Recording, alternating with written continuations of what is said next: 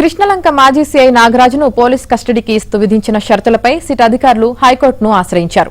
Vijayawada court విధించిన కఠినమైన షరతులను సవరించాలని అత్యవసరంగా దాఖలు చేసిన పిటిషన్లో సిట్ కోరింది. విజయవాడకు చెందిన గాదె సాయికృష్ణ అదృశ్యం కేసులో ప్రధాన నిందితుడు సీఐ నాగరాజును పోలీస్ కస్టడీకి అప్పగిస్తూ విజయవాడ కోర్టు కొన్ని షరతులు విధించిన సంగతి తెలిసిందే. సిట్ పిటిషన్పై హైకోర్టులో శుక్రవారం విచారణ జరగ్గా సీఐ నాగరాజు తరపున న్యాయవాది చల్లా అజయ్ కుమార్ వాదిస్తూ పూర్తి స్థాయి వాదనలు వినిపించేందుకు విచారణను సోమవారానికి వాయిదా వేయాలని అభ్యర్థించారు. అయితే పిటిషన్ను అత్యవసరంగా విచారించాలని సిట్ తరపున పీపీ లక్ష్మీనారాయణ ధర్మాసనాన్ని కోరారు.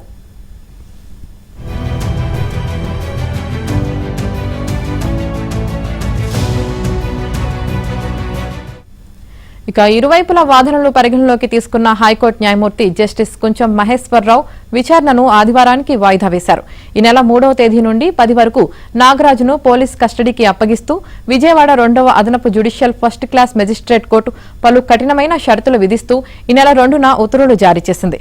తాను ఎంచుకున్న న్యాయవాదుల సమక్షంలో రాజమహేంద్రవరం కేంద్ర కారాగారంలోనే నాగరాజును విచారించాలని, ప్రక్రియ మొత్తాన్ని వీడియో రికార్డింగ్ చేయాలని, కోర్టు తదుపరి ఆదేశాల వరకు వీడియో ఫుటేజ్ను భద్రపరచాలని కోర్టు తన ఉత్తర్వుల్లో పేర్కొంది. ఈ ఆదేశాలను రద్దు చేయాలని కోరుతూ సిట్ అడిషనల్ ఎస్పీ హైకోర్టును ఆశ్రయించారు.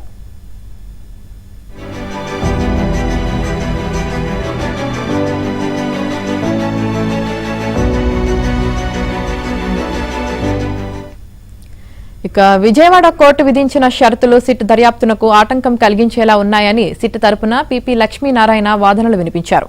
నేర ఘటన కృష్ణలంక పోలీస్ స్టేషన్ పరిధిలో జరిగిందని, సీఐ నాగరాజును రాజమహేంద్రవరం కారాగారంలో ఇంటరాగేట్ చేయడం వల్ల ఎలాంటి ఉపయోగమూ ఉండదన్నారు. సిట్ ఉన్నతాధికారులు అందరూ జైలుకు వెళ్లి విచారించడం కష్టమవుతుందన్నారు. నిందితుడిని విచారించే సమయంలో న్యాయవాదిని అనుమతించడానికి అభ్యంతరం లేదన్నారు. సీఐ నాగరాజును రాజమహేంద్రి జైల్లోనే విచారించాలని విజయవాడ కోర్టు విధించిన షరతుపై స్టే విధించాలని కోరారు. నాగరాజు తరపు న్యాయవాది చల్లా అజయ్ కుమార్ స్పందిస్తూ పోలీస్ కస్టడీని పొడిగించే అధికారం హైకోర్టుకు ఉందన్నారు.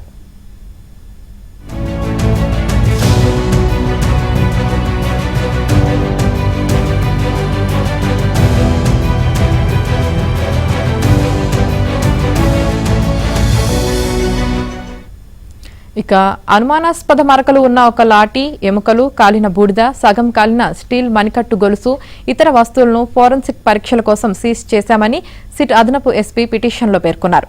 సాయికృష్ణని కస్టడీలో ఉంచుకున్న విషయాన్ని విచారణ సమయంలో నిందితుడు సీఐ నాగరాజు గోప్యంగా ఉంచారని సిట్ తెలిపింది. సాయికృష్ణ మృతదేహాన్ని ఇప్పటి వరకు కనుగొనలేదని, మృతికి దారితీసిన పరిస్థితులు, మృతదేహాన్ని కనిపించకుండా చేయడం, సాక్ష్యాధారాలు ధ్వంసం చేయడంపై దర్యాప్తు కొనసాగుతుందని సిట్ అదనపు ఎస్పీ తన పిటిషన్లో పేర్కొన్నారు.